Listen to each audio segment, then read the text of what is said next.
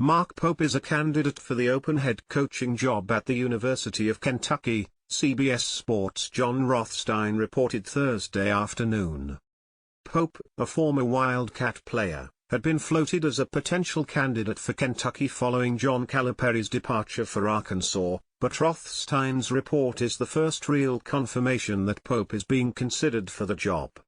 The news comes following multiple notable coaches and prospective candidates reaffirming their commitment to their current programs, including Alabama's Nate Oates and Baylor's Scott Drew. Oates made his commitment to Alabama known on Monday, with a social media post, expressing a desire to win a national championship in Tuscaloosa. On Thursday, Drew made a similar declaration on social media, noting his belief that God called he and his family to work at Baylor.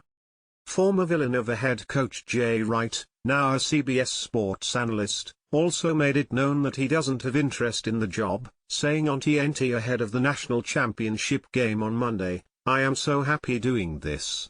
I'm telling you this right now, I love doing this. I like being Kenny Smith's coach.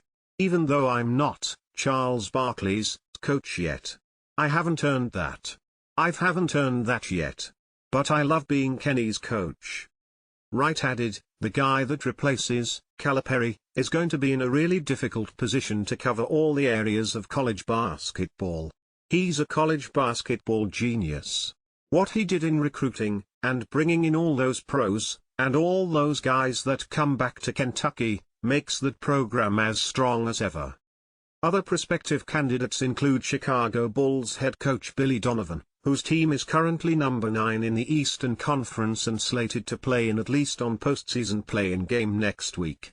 There is also UConn head coach Dan Hurley, now a back-to-back national champion, though multiple reports have indicated that Hurley has no desire and/or intention of leaving UConn anytime soon. All of which leads back to Pope.